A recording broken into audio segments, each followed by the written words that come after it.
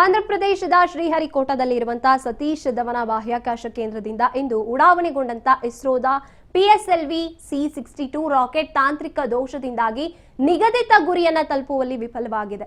Rocket ಉಡಾವಣೆ ಆರಂಭದಲ್ಲಿ ಸುಗಮವಾಗಿ ಇತ್ತು, ಆದರೆ ರಾಕೆಟ್ 3ನೇ ಹಂತವನ್ನ ತಲುಪಿದ ನಂತರ ಅದರಲ್ಲಿ ತಾಂತ್ರಿಕ ದೋಷ ಕಾಣಿಸಿಕೊಂಡಿದೆ. ಈ ದೋಷದ ಪರಿಣಾಮವಾಗಿ ರಾಕೆಟ್ ಹೊತ್ತೊಯ್ದಂತ ಉಪಗ್ರಹಗಳು ನಿಗದಿತ ಕಕ್ಷೆಯನ್ನ ಸೇರುವಲ್ಲಿ ವಿಫಲವಾಗಿದೆ. ಉಡಾವಣಾ ಪ್ರಕ್ರಿಯೆ ಯಶಸ್ವಿ ಆದ್ರೂ ಕೂಡ ಕೊನೆಯ ಹಂತದಲ್ಲಿ ದೋಷ ಸಂಭವಿಸಿದ್ದು ಯಾಕೆ ಅನ್ನೋದ್ರ ಬಗ್ಗೆ ಇಸ್ರೋ ವಿಜ್ಞಾನಿಗಳು ದತ್ತಾಂಶಗಳನ್ನ ಕೂಡ ವಿಶ್ಲೇಷಣೆ ಮಾಡ್ತಿದ್ದಾರೆ. ಈ ವೈಫಲ್ಯದ ಬಗ್ಗೆ ಇಸ್ರೋ ಅಧಿಕೃತ ಪ್ರಕಟಣೆಯನ್ನ ಹೊರಡಿಸ್ತಾ ಇದೆ. ಅದು ಕೂಡ ನಿರೀಕ್ಷೆಯಿಂದ ಕಾಯ್ತಾ ಇರುವಂತದ್ದು. ತಾಂತ್ರಿಕ ದೋಷದ ನಿಖರ ಕಾರಣ ತಿಳಿದ ಮೇಲೆ ಮುಂದಿನ ಯೋಜನೆಗಳ ಮೇಲೆ ಇದರ ಪರಿಣಾಮವನ್ನ ಮೌಲ್ಯಮಾಪನ ಮಾಡಲಾಗುತ್ತೆ.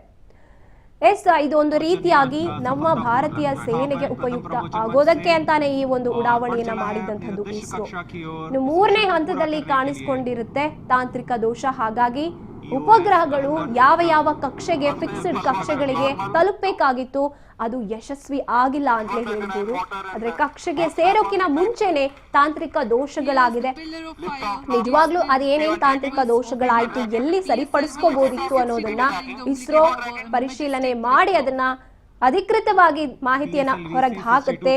ಆದ್ರೆ PSLV C-62 ರಾಕೆಟ್ ಉಡಾವಣೆ ಯಶಸ್ವಿ ಆಯ್ತು, ಆದ್ರೆ ತಾಂತ್ರಿಕ ದೋಷದಿಂದಾಗಿ ಎಲ್ಲೋ ಒಂದು ಕಡೆ ನಿಗದಿತ ಕಕ್ಷೆ ಸೇರುವಲ್ಲಿ ಯಶಸ್ವಿ ಆಗೋದಲ್ಲಿ ವೀಕ್ ಆಗಿದೆ.